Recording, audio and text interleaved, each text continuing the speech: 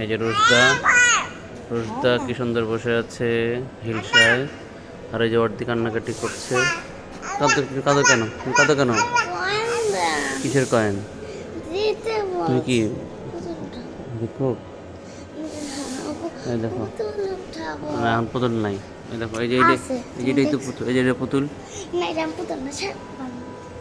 এই যে এটা আমাদের, এই যে এই যে চলো হাঁটো, এই যে ধরো ধরো ধরো, কাঁদো না, কোলে নাও।